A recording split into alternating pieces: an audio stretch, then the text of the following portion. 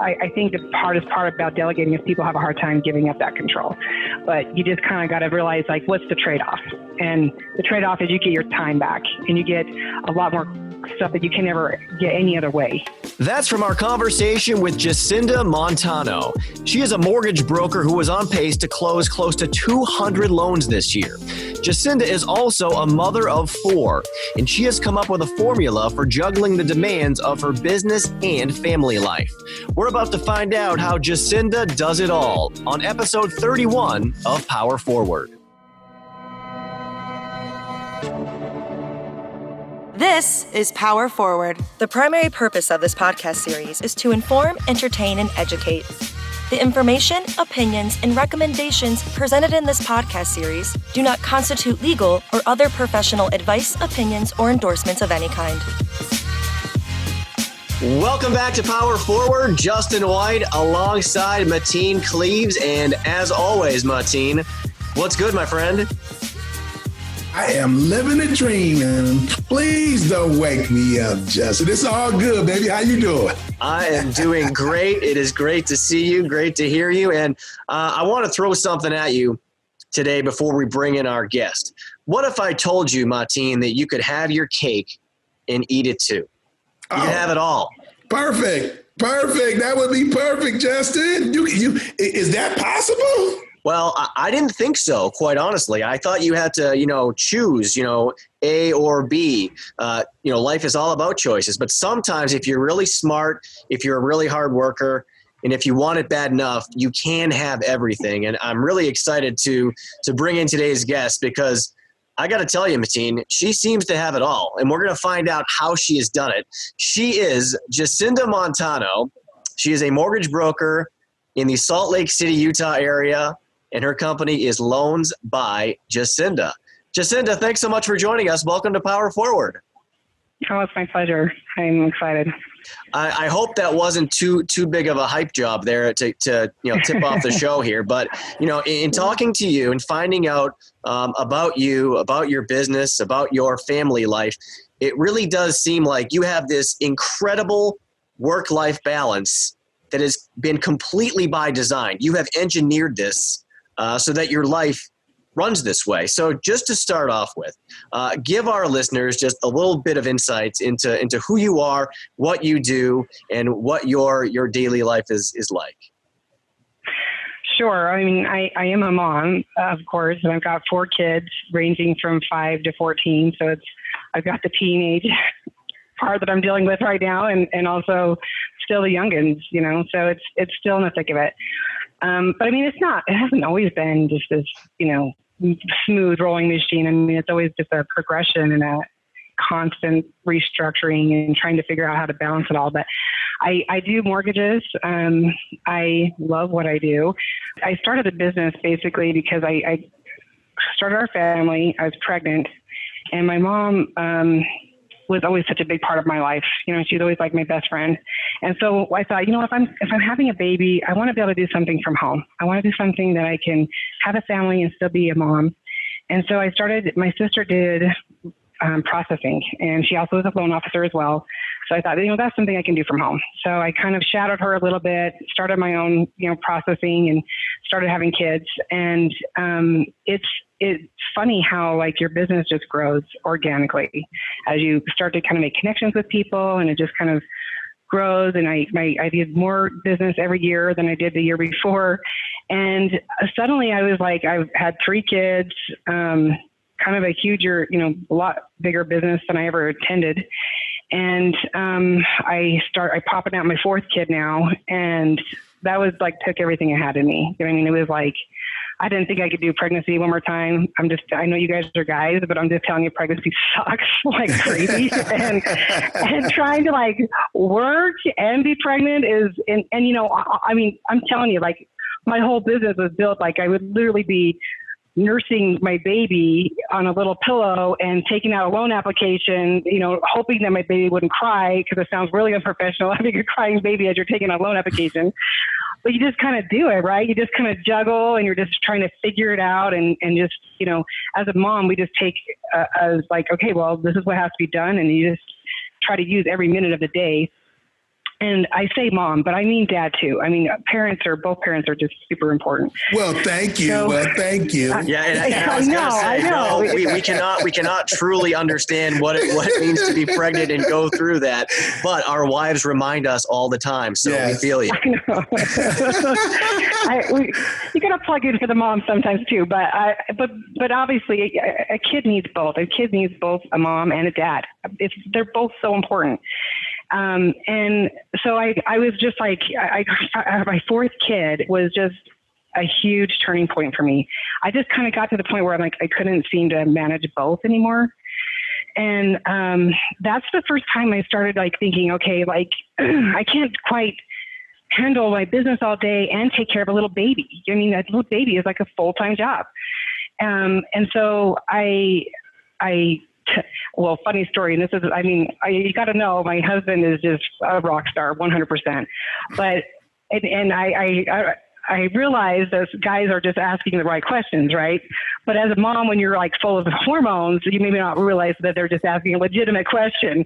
But I was telling my husband, I'm like, hey, I am like dying here. I mean, I feel like I'm just run ragged. I can't do this baby and this business at the same time. He's just like, well, what's changed? And I seriously was looking at him like, I am going to freaking deck you. Like, what do you mean what's changed? You know what I mean? Like, I've got 4 kids now and even more loans than I did last year. And he was literally just like wanting to figure out why I couldn't do it now and I could do it with the other 3 kids. But, that was a big turning point because I hired a nanny to help me with my baby, you know, and I thought, okay, well, she can kind of take care of the baby. I can hopefully do my loans and just be a mom. But that was like kind of that. Sometimes I think we have a hard time asking for help. And I think that goes for guys and girls. We all try to do it all. And we don't think anyone can do it as good as we can, which maybe they can't, you know what I mean? But you really have to have you be the one that's doing it, right? So as my loans, like my business kept growing and then my business was getting also out of hand. So I ended up finally got to a point where I'm like, you know, I'm working. I'd get up at 9 o'clock in the morning. Well, I start working at 9 o'clock in the morning. I'd get up earlier. And that time in the morning was like the most important time for me because it was before my kids would go to school. And it was just kind of this little tradition that they would come in around 7 and they would all pile in my bed and we just have a big snuggle fest and just have that moment before their school starts, you know what I mean? And I would lay in my bed and it was seriously just like such gratitude that would come at me every morning. It was like starting my morning with the gratitude because like I would just be filled up with just like, I'm like, love that I have a job that I could just take the time in the morning to be with my kids. And I'd have kids on all my, you know, both arms and, you know, they're just laying all over me, you know what I mean? And we're just kind of talking. And this still happens pretty much every Saturday morning as well still. But it was just, and I just had this prayer of gratitude, like true gratitude, like, you know, thank you, Heavenly Father, for this moment, like this moment, that I can just be present with my kids and have this beautiful souls that are around me. So anyway, as that grew, I was like looking at my life and I'm like, man, I'm starting my job around 9. I'm working all the way until like 6 or 7, come out, make dinner, have a few minutes with my family, and then I'd go back to work and work from 10 p.m. to 2 a.m. And it was like, I thought, gosh, you know, like this job, it's an ebb and flow. It's like a constant ocean of like waves coming in. You're just kind of like, okay, this is just temporary. So I kept telling my husband, well, this is just temporary, you know? And then finally after 3 years, he's like, I don't think this is temporary. You know what I mean? So I'm like, I think I need to do something different. So that's when I hired an assistant, like a loan officer assistant and trained her, which changed my life. Like it brought a lot of balance back in. And my sister does this as well. And I kept telling her like, Chantel, please, like you need to get some help. Like stop processing your own loan. Stop, you know, get some help so you can have a life. And she just like would never let that go. And I love my sister. Don't get me wrong. She's amazing. But I just thought, you know, for me, I kind of started stepping back and looking at like, okay, what can I do? Like, what is it that's most important to me? You know what I mean? And I look at it and say, okay, you know, being a mom to my kids is most important to me. Like that's my first job. That's my number one job. And that's a job I can't screw up. You know what I mean? Like, you can't fix it with money. You can't fix it with any other way, but just being an active and involved parent, and those kids know that they're number one. You know what I mean? Like that stability. And so I'm like, okay, well, the mom thing can't be done by anyone else but me. Like that's me, and that's my job. Like giving him that type of love and attention. And when I'm with my kids, I am with my kids. Like I don't have my phone. I have it. I don't have my computer. Like I am just present with my kids because that's their time. But then there's like a lot of like crappy parenting time, right? So what I mean by that is I'm like looking at my day and I'm like, okay, my kids get out of school at 3. They have to do all this running around, like taking them to basketball practice, taking them to soccer practice, taking them to art and piano. And it's just this constant like running around kind of thing, which you don't have time to do. At least I don't. And then trying to like do their homework and then like making dinner and all that stuff. So I thought, okay, you know what? There's like this time between 3 and 6 p.m. that just is like stuff that moms need to do. But it doesn't have to actually be me that does that. That's not like a meaningful thing for my kids. And so I just hired this like, my little teenage girls that are 17, 18-year-olds that are just awesome and adorable. And they give my kids all this love and everything. But they come and work for me from 3 to 6. They take my kids everywhere. They help straighten up the house. They make dinner. So then I come out of my office at 6 o'clock. All that crappy stuff is done.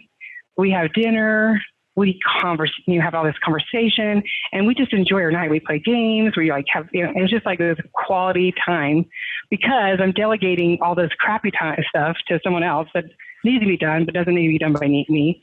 And it's just constantly like looking at those kind of things like, okay, what is it that I need to do? And what is it that someone else can do, but just needs to be done? And I did the same thing in my business too, where my assistant, I'm just kind of like, there's things that I like, my conversations with my clients is always me. It's never talking to my assistant. It's always, and I've set myself up like on Google Voice where all my text messages come to my Google Voice. And so there's text messages that my assistant can take care of, and there's text messages that I need to take care of. So we're both like working it, and she's got, my clients think it's always me replying back to them, but sometimes it's my assistant and sometimes it's me, but like they're getting back to you right away. You know what I mean?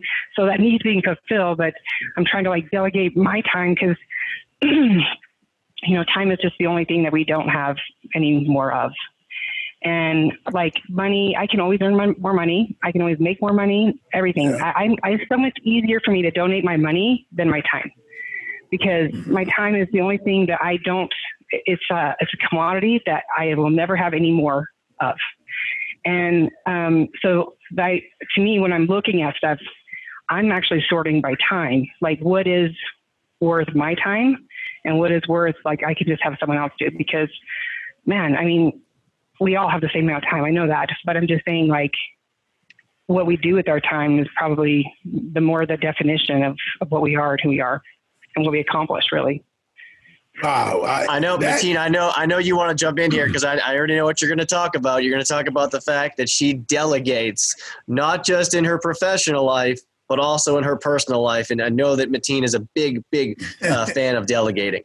Yeah, definitely. I definitely, first of all, I want to applaud you from coming from a background and having a mother and father that poured so much into me. So I applaud you for that because I've been around other people that are very successful and they put their kids and families on the back burner to be successful. So the fact that you found this formula to do great at both of those is fantastic. But yeah, I did want to dive back into that delegation because it's funny. I was talking to a leader earlier today, a younger leader, and he was so ambitious to be great at his job, and he wanted to do everything right, and he wanted to be hands-on with everything. And I said, hey, that nice gray hair that you have right there, do you want it to be great?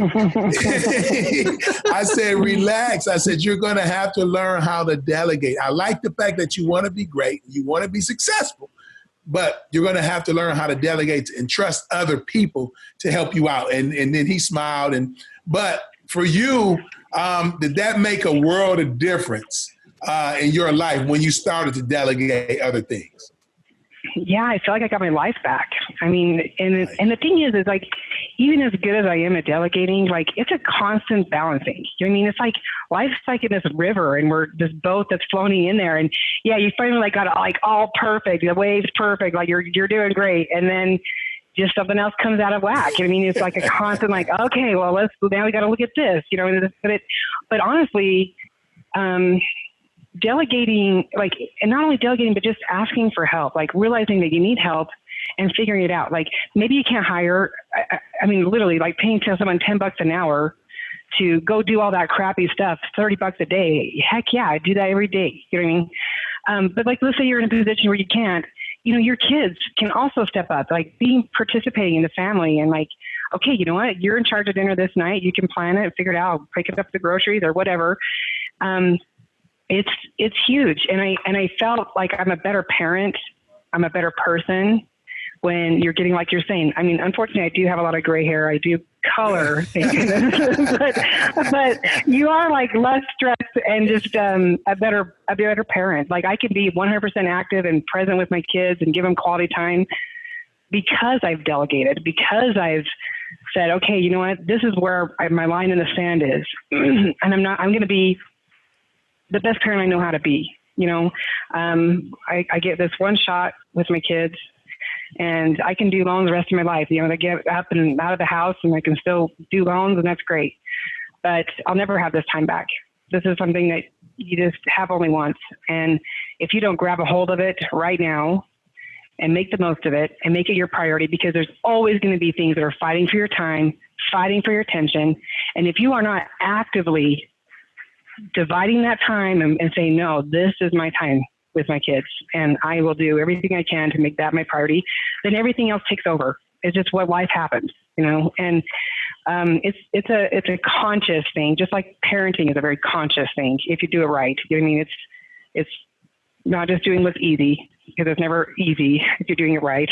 but it gets easier, you know, if you correct the behavior then it makes it easier. But it's awesome. It gave me my life back. I felt like I could breathe again and a happier person, happier mom, happier wife. Well, for you to even be in that position, Jacinda, obviously it meant that business was going really well for you. So I want to dive into that a little bit now. I want to ask you how you've gotten to be a successful mortgage broker where you are so busy and do require help and the ability to delegate. So how do you describe kind of your core values as an entrepreneur, as somebody who's out there constantly looking for new business and working hard all the time to earn your paycheck, so to speak? Yeah. So, you know, it's funny. I'm doing a loan for my neighbor down the street, and he is also the iconic entrepreneur of like of all America. Like he's got the most awesome story. And he engineered this snow shovel that it's actually won awards and everything. And he's trying to get it. He's got it into Walmart and Home Depot. And anyway, I'm doing a loan for him. I went down, I was just chatting with him, you know, as getting some docs. And he's telling me how they got this meeting with Costco, and he's saying that he's sent in his best salesman, you know, and his wife's like, yeah, he's like you. And I'm like, what? I'm not a salesman. You know what I mean? And she's like, oh, no, you are a salesman. And I'm like, I've never seen myself as a salesman. And she's like, no. You're like the perfect salesman, where it's like, you're just talking to them and anyone can talk to you. And it's just so easy to talk to you. And because they're just talking to you and they just have this rapport and this relationship, and then they're just going to do business with you because there you go, you know? So it was kind of like this has just happened last week. And I'm like, wow, that's an interesting, I just never looked at myself as a salesperson, but this job is, I guess, in a lot of ways, a salesperson job, because you do need to know how to position things. But I think she kind of hit on really what it is for me, and the fact that each client that calls me is a friend or is someone that I want to know. You know, I want to get to know them, and I'm real with them. You know, I mean, I'm not trying to. They can tell that I'm just who I am, and I'm going to give it to them real. I'm not going to sugarcoat any of the numbers. I want them to know how the numbers are. I'm going to tell it to them as like it is. And the fact that I take the time to educate them, and the time that I want them to, because buying a home is a big experience. For most people, it's super stressful, and they're getting into something that's just huge and unknown. And trying to give them that certainty so that they don't feel like they just have to trust me with the numbers. Like, I'm like, hey, this is how you look at it. This is how you read it. I've got nothing to hide. You know what I mean? And the fact that they know that it's like they can feel that I'm real, that they can trust me. You know what I mean? I'm not trying to pull any wool over their eyes. We're going to do what's best for them, period. You know what I mean? So I think just having that relationship with people, as I think almost any business, if you really boil it down, is a relationship business, and it's having the ability to create rapport and relationships with people. And I think the way you do that is honestly having a genuine desire to help them and to want to make them feel comfortable and just make this a good experience for them. And and it's kind of cool because it's like, these clients that come to you the first time, then they call you back for their refinance and they call you back for their next purchase and stuff. They're just kind of a client for life because of that relationship that you built. I love it. Go ahead, Mateen. I love sorry, Justin. I had to jump in because I love that. And you know what? If you peel all the onion back, you peel all the layers back, at the end of the day, it's not hard to be yourself. It's not hard. Like it's actually easy to be who you are. Like other people put on these fronts and they try to dress it up and they try to make it look so glamorous and good. And the hard part is that you have to do that 10 more times in that same day. And it's not, I think it's so much easier, Jacinda. And I'm glad that you said that, being so genuine and genuinely really caring about people. Because I personally think that that's much more easier than taking the other route. Yeah, absolutely. No, you're exactly right. And honestly, I think when you're talking to someone on the phone, they can tell you when they're trying to, like, if you're trying to sell something to someone, they don't like it. No one likes being sold to. They're like, what are you hiding then? You know what I mean? And that's why I was just like, I never looked at myself as a salesperson, you know what I mean? But you are presenting a product and you are competing with other people, but it's just usually if people call me, they're not going to keep shopping because they found the right fit. You know what I mean? They're just like, hey, I can trust her. Her rates are amazing. Her closing costs are amazing. And she's not going to screw me over. You know what I mean? Like it's this, and it's like, I don't even have to just trust her. I now know how to look at the numbers. I now know how to why we're going with this program versus this program, and it's easy when you get so much volume that I have, it's easy to just be like, skip the education because you just don't have time, for it. And, you obviously have to read your borrowers because sometimes some people don't want that, you know what I mean? And that's okay too, you know what I mean? But yeah, it's about, like you said, being yourself is really the biggest key, is just be who you are. And people will respond to that. People will like that. And also like who you are, like there's always going to be imperfections and things that you want to work on or things that are out of balance or whatever, but there's no other you there and like yourself, Yes. I think that's the key. I love the fact in our previous conversation, you said that every deal has to be your best deal. I want you to hit on that, but I also want you to talk about it relative to the fact that your business is attached to your name, or maybe I should say your name is attached to your business. It's Loans by Jacinda. So this is not just business for you.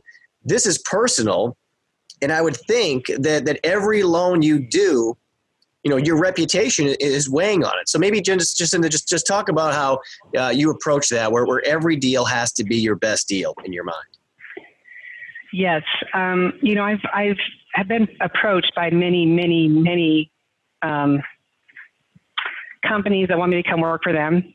And they're usually like these banks or these, correspondent lenders. And the way they do their business, it just bothers me. Like, yeah, maybe I'll make more money, but that's not what I'm all about, because the way they do it is like, okay, they give a deal that is like padded with all kinds of fees. And if the person doesn't take that deal, or if they start shopping you, then you kind of give them a better deal. You know what I mean? Like it's this constant like adjusting of stuff. And I feel like that's just really slimy to me. I'm kind of like, I don't want to have to feel like, oh, because you have to make more on this deal because you're going to have to give a better deal to someone else, so you're going to go below. So you have to kind of even it all out. I'm like, I just want to give my client the very best I can. Every client is important. Why is this another client just because they're like, oh, I'm going to shop you around or whatever, now you get a better deal? no, I want to be able to just give them every deal my best deal, and I put my best foot forward every time. It's not like I hold anything back. And oftentimes it's kind of like I just treat my clients like family. Like, if you were my mom, this is how I'd structure it. This is how we'd structure it. I shop it around. And that's one of the reasons why I love being a broker in the loan world, where I'm not just beholden to one lender or one underwriting guidelines. I can definitely I'm much more versatile in what I do, but also just that I sleep really well at night, because it's not like I'm like, I made money, but did I really make it the right way? You know what I mean? It's about integrity. It's about knowing that your dealings with your clients, like you said, Justin, it has your name and it's your reputation that's on the line.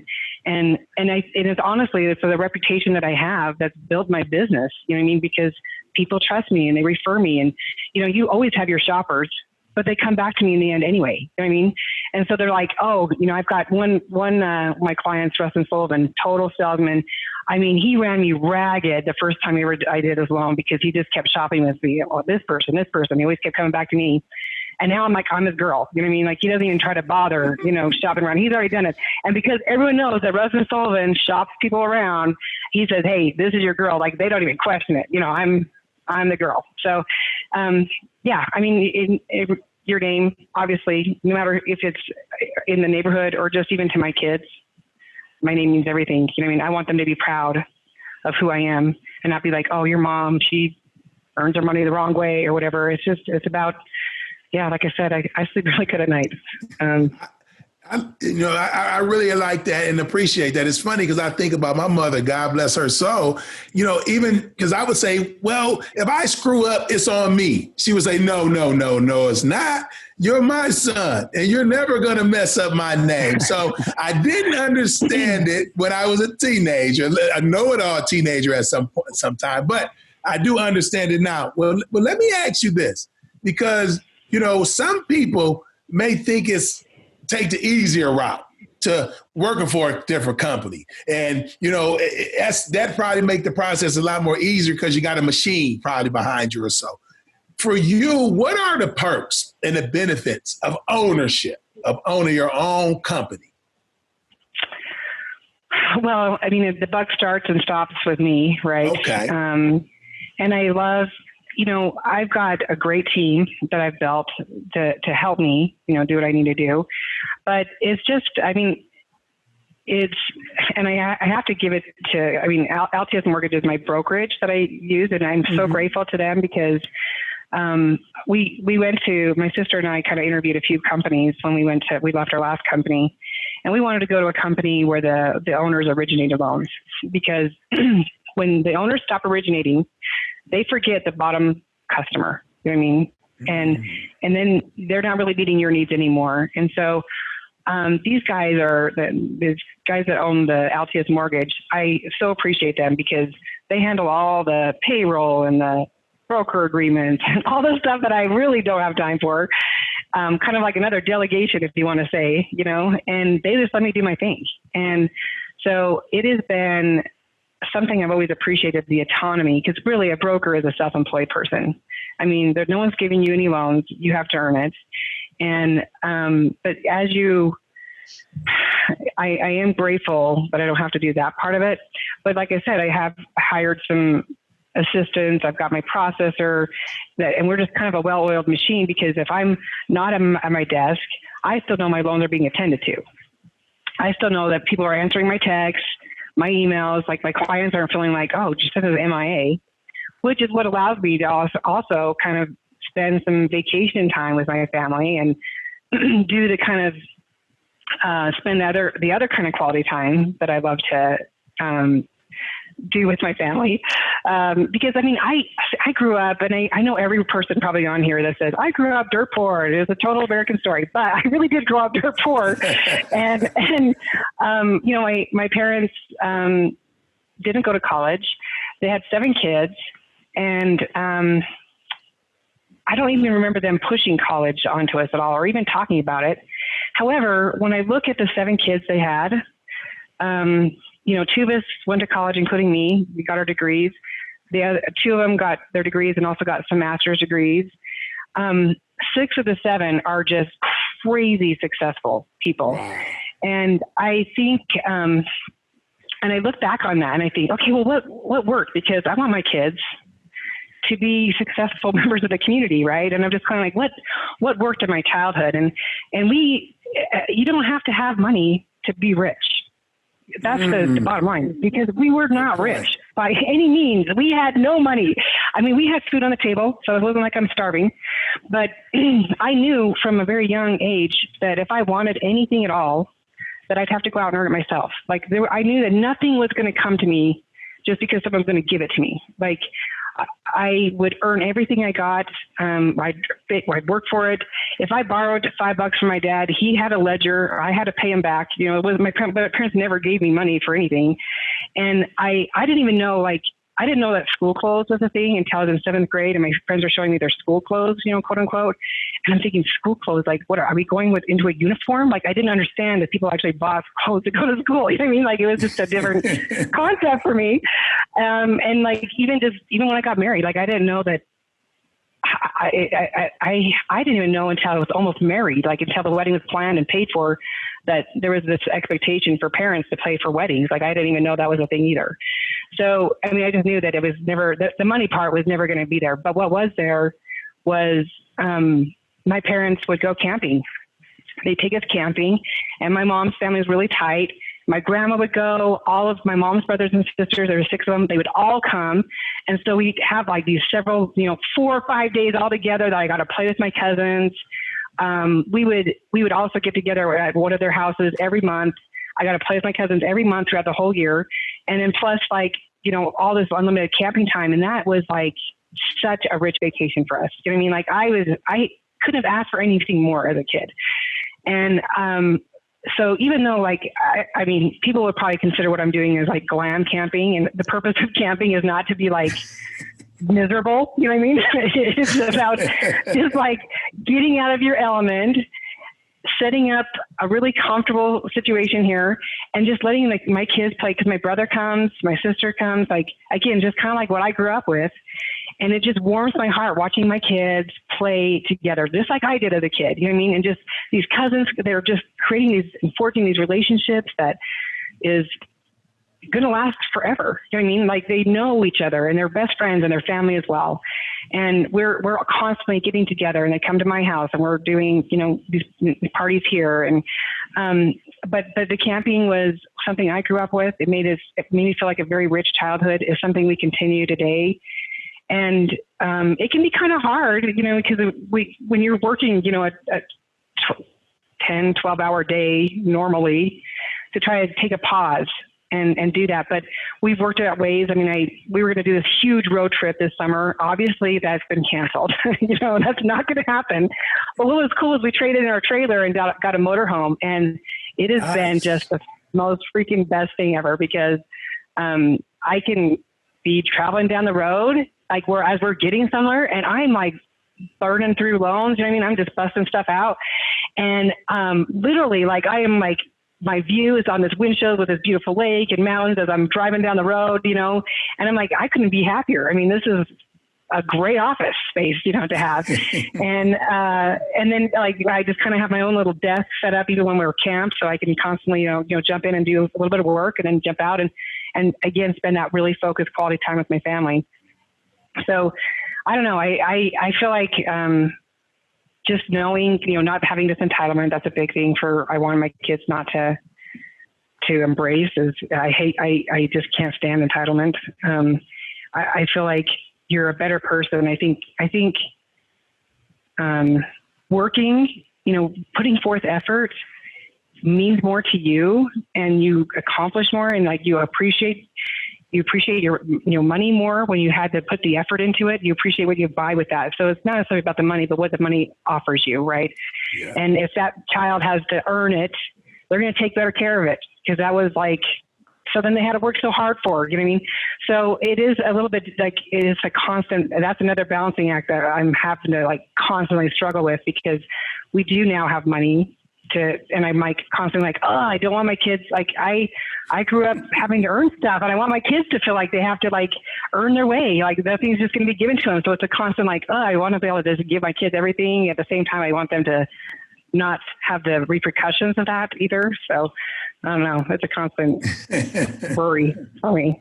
But it's fascinating to me, Jacinda, because obviously, you create all these opportunities to spend as much time as you can with your kids, with your family.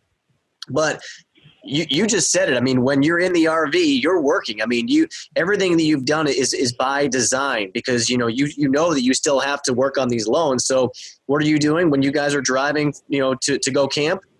You're working. And Mateen, you got to see the pictures. I will show you that she sent me. She's got a legit office setup on this RV. I mean, it's nicer than most people's actual offices. And then she takes her little setup and she can be outside looking at the lake, or like you said, looking at the mountain. So it's fascinating to me the way that you seem to have really nailed it when it comes to that work-life balance that we're all looking for. I'm curious though, how often do people ask you about that? Like, how have you done it? You're obviously able to spend lots of quality time with the kids, but you're also really busy too.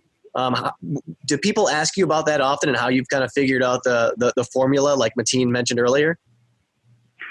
I do get asked that actually. And it's just kind of because I'm involved with my church, and I'm involved with my kids, and I do get a lot done in a day, but I think that's even just the nature of like you said, it's just, you got 1,000 things to do. And again, the time isn't going to be any different. Right. So, but I do get asked that, and I get, I do tell them, it's all about delegation. It's all about figuring out what's really the jobs that you want to do, for one, that bring you joy and pleasure. And then looking at the rest of the jobs that need to be done, and just seeing if that can be done by someone else, or figuring out a different way to have them done still.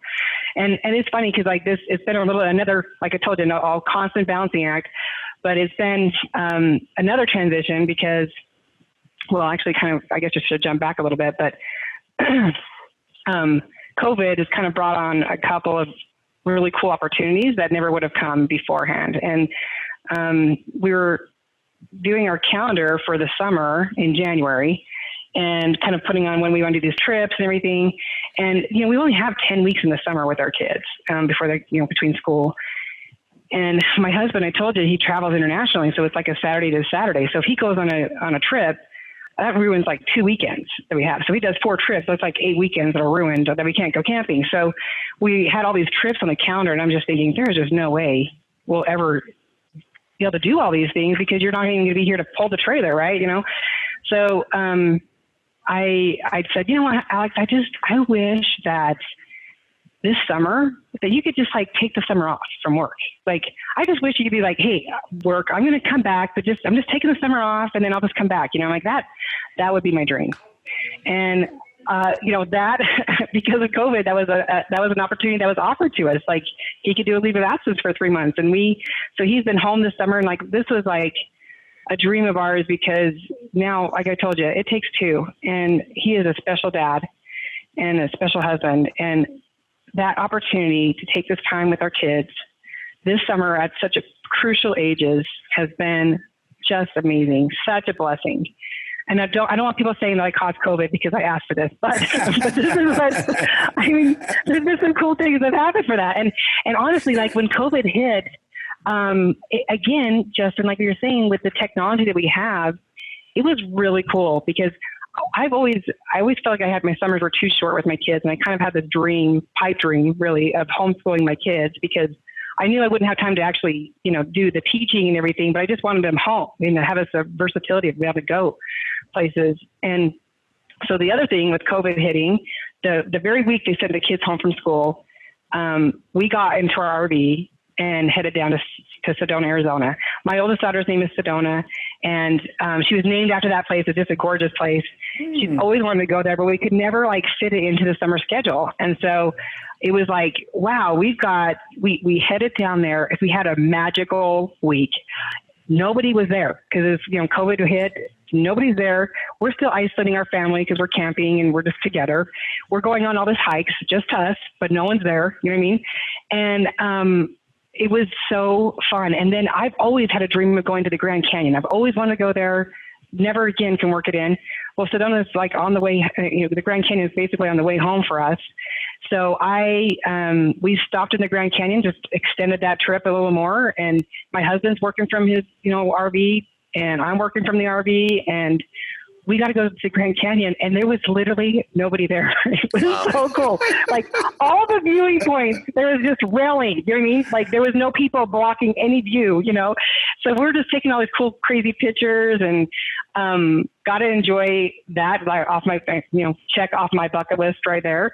But it was just an opportunity that was just awesome. And so, like again, my kids are doing school through the internet. You know what I mean? Like they were still doing their school as we went down there. The teachers are posting stuff and they're doing it. And I'm like, it just created such an opportunity to have so much more, focused family time. And it was awesome. I've really enjoyed the opportunities that this presented. See, you are a little too modest for me, because if it was me, I would have had my kids thinking that I rented both of those places. I got everything. I took care of everything. I got it just for us. All of this is for us. I put all this money to make sure we are the only ones here. But that seemed like a bunch of fun what you guys did. But I was thinking about something, because you talked about like that balance with your kids. You want your kids to have certain things, but then again, you want them to know that they have to work hard for whatever it is that they want.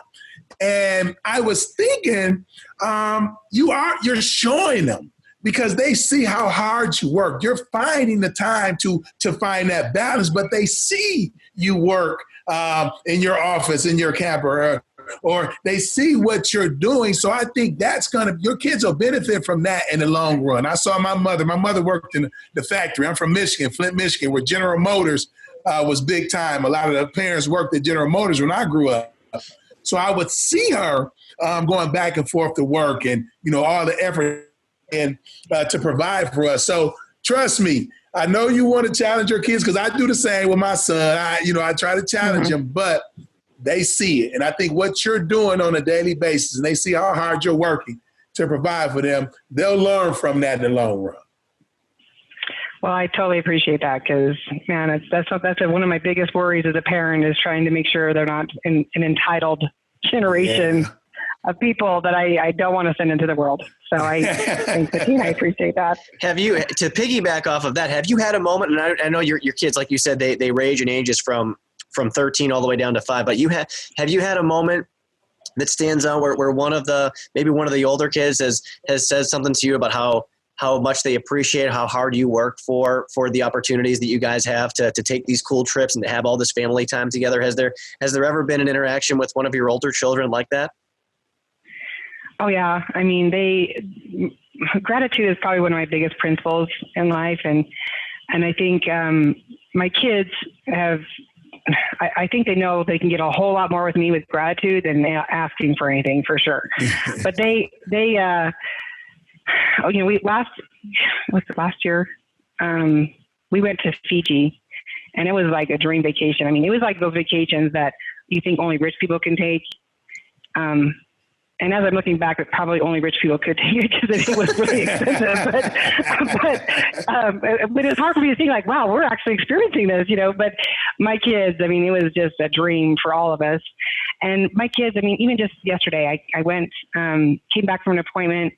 My 11-year-old son, he comes up to me and just hugs me and just like, Mom, I just thank you so much for everything you do for us. And Mom, you know what? I'm just going to really try hard to like really help you out around here. And you just let me know what you need. And I'm going to really try hard to make sure I'm getting it done. And if you need me to make you lunch, I can make you lunch. You know what I mean? Like they definitely recognize, like they're just the sweetest kids.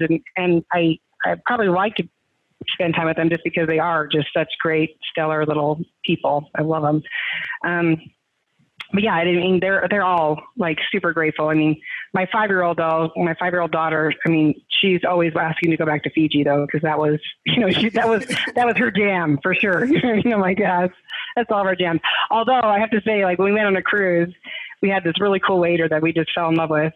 And my son comes home and he's like, man, because your cruises, you got all your food brought to you. You just eat this gourmet meal that you didn't have to prepare, and then they clean it all up for you. It's beautiful, right? So I come home and my 6-year-old was just like, man, Mom, I just really miss Leonardo. And I'm like, oh, trust me, honey, you do not miss him as much as I miss him. I guarantee I miss him more than you, because just not having to do that part is, I would love that.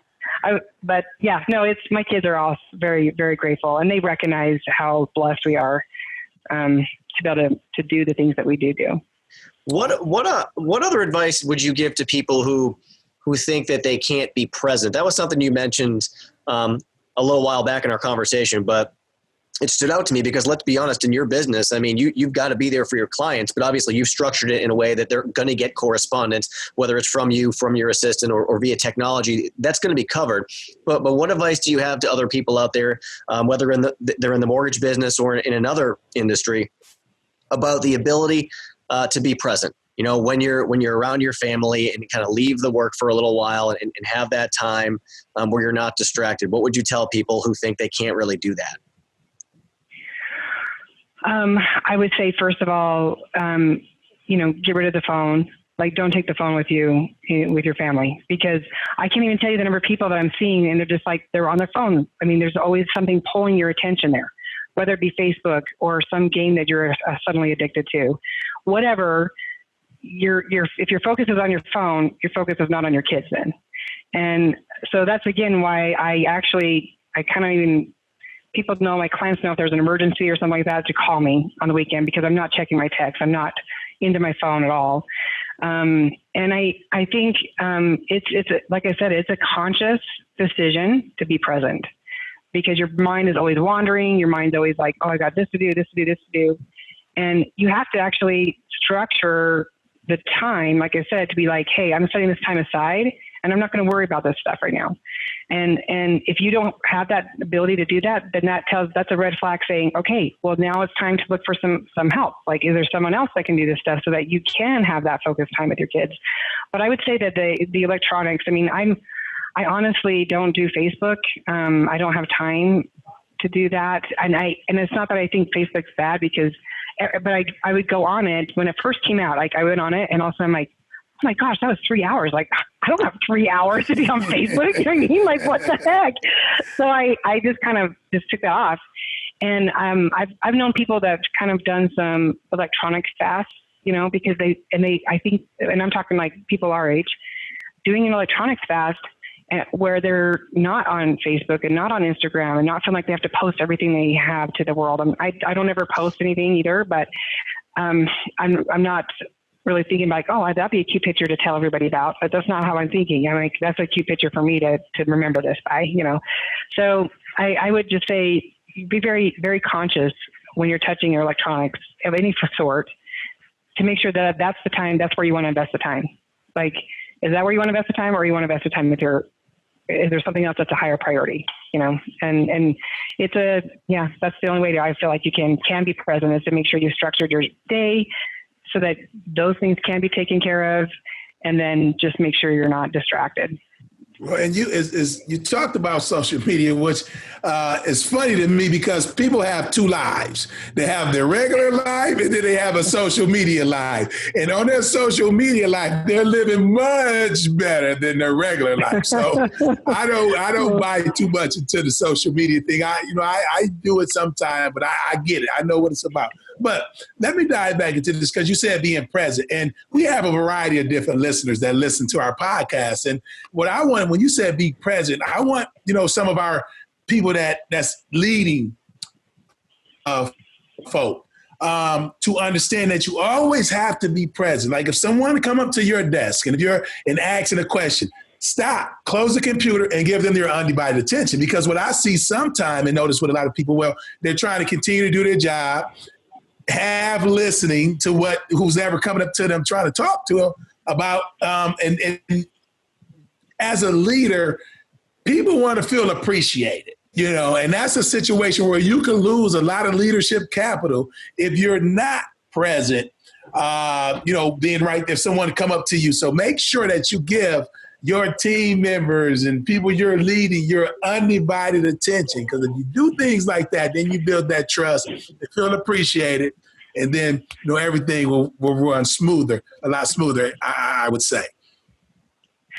Yeah, I think you hit on something, Mateen, with be appreciated, because probably at least once a week, I get overwhelmed with just like how grateful I am to have the help, because of the amount of work that just pours in. It can be quite overwhelming. You almost feel like waving up the right flag and saying, okay, I give up. Obviously, I'm never going to get on top of my email today. But I turn to my assistant and I'm just like, man, I am so grateful for you. There's no way that I'd be able to do this without you. There's no way I'd even be half the person I am right now today without you, because she is seriously like such a support to me, and enabling me to actually be a better loan officer, be a better parent, because of that support. And it's always those support people that maybe, we need to make sure we are recognizing and show them our gratitude, because it's honestly, there's no way you could do it otherwise. And verbalizing it too, it's like, you guys hit it on the head. It's like, it means so much. What to do so little can mean so much. Simply saying thank you to somebody, or I appreciate you, or thank you for doing that for me. Whether it's like you said, your assistant or it's your spouse, just taking the time to do that. It seems like a simple thing, and sometimes it might just, not really be in your thought process, but really just taking the time to say thank you and showing gratitude, it really can go a long way. In like you said, really, it all goes back to relationships, right? And that's a huge part of having great relationships. Justin, one thing that I have to give it to my husband about is, before I hired someone to do the meals, my husband would honestly, every single time we sat down to dinner, he would thank me for making that meal. Sincerely. It wasn't just like a platitude. He would sincerely thank me for making that meal. And my kids have kind of recognized that. And they're like, oh, Mom, this is delicious. Thank you for making that meal. Oh my gosh. Do you know how much that helps, when you're put all that time in a meal and they're thankful for it, and my husband would thank me for doing the laundry and thank you for doing this grocery shopping, because sometimes we get into these roles like, oh, well, these are just your jobs. Right. And then you're not having the thank you, like, Alex, thank you so much for going to work and providing the assurance for our family and just making it so that we don't have to worry about that part, or, whatever it is. But constantly thanking your spouse, I think, is the biggest thing, because sometimes we forget to do that. Right. But Mateen, I just wanted to say one thing on what you're talking about, your social media life being bigger and better than the actual. And I banned my daughter from any kind of social media. I'm like, you cannot do social media until you stop comparing yourself. And I was teaching a class, and we were kind of brought up, and I told him, I told my daughter, she's not going to have it until she stops comparing herself. And the lady in the audience was like, I still compare myself. You know what I mean? Like, does that ever go away? And I'm like, oh, okay. I guess I got to tell Sedona she doesn't ever get to have social media.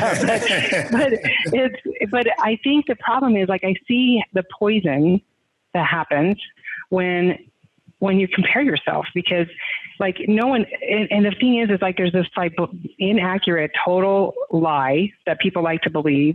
Yep. That everyone else's life is better than theirs, and they're the only ones going through this. So they're the only ones that sit there alone at lunch.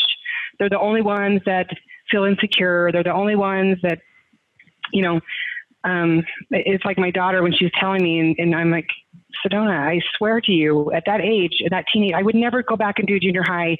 You could not pay me enough to go back and do junior high, because it is such an awkward, growing stage. And I promise you that every kid in that lunchroom feels the same way. They're just trying to belong. They all don't feel like they belong. They feel like they're out of their skin. And she's like, no, Mom, it's just me. I'm like, no, I promise you it is. Like, how do you know? I'm like, because I know, because I'm now on the other side of that, and I see that. But the problem is even as an adult, like I talk to adults and they're just like, gosh, everyone's going on vacation but me. Everyone's, and so honestly, part of the reason I don't share on Facebook is I'm like, I don't want to make anyone else feel bad, you know what I mean, about their life. Right. And I actually, like, I'm genuinely happy for people when they're celebrating something cool. I'm genuinely, I just want everyone to feel this genuine happiness for other people. However, like, there's this comparison thing that I think it's a huge trap that's easy to fall into. And I think a lot of times when you're really involved in social media, you kind of get this fake world that you start to see things through, this fake filter of that's not right. You know, it's not how everyone's life isn't great. And I was talking to one of my friends, and her son had built he had his crappy summer. He was just like, I'm not doing anything on summer. That his sister put together this video with like some of their highlights. And he's like, you know what, I'm watching this video, and it looks like I had the most coolest summer ever. Like, everyone that sees this video is going to think I had the best summer ever. He goes, but I didn't. Like, it sucked. The summer sucked. You know what I mean? I think he was just that realization in his head, like, wow, like, I wonder how many other people's videos show something that's really not, like, it's a very skewed perception of what's going on. But anyway, sorry. I was commenting on that when you said that. I'm glad you said that, because this is very important in today's world. And, you know, people get caught up in the likes, and you gotta be comfortable with who you are as a person, not worrying about the likes and all the attention you can get on social media. And that's something that I try to preach to my son all the time. Like, screw all the likes, and that stuff means absolutely nothing. As long as you're comfortable in your own skin. I even had to, you know, because I have an NBA background, I play in the NBA. I even had to tell my son, all of those clothes that you guys want to go out and spend all of this money on, what they do, they give famous people, they give it to them free. So you can think it's cool, and then you go pay all this money for it. So the person that you think they're spending a lot of money, they're getting it free. But they're going to trick you to make you go out and spend all this money for it. So be comfortable with the person you are in your skin, and don't get caught up in the likes and what people think, and comparing yourself. I see it here at work. We got people that's making a ton of money, account executives, and you got a guy that's been on the floor 2 months, and he want to buy a custom-made suit like the guy that's been here 5 years. I'm like, no comparisons. You go by your life on how, you know, you take your time. It's a process. And so don't get caught up in the comparisons. I'm glad you mentioned that. That was a great point. And Jacinda, you certainly are comfortable with who you are. You do things the way that you see fit. And, you know, to kind of put a bow on the conversation, I guess, because this kind of, encompasses everything we've talked about with you and your story and your business and your family. Looking at different ways to get outcomes. That was something that you had brought up that really kind of piqued my curiosity.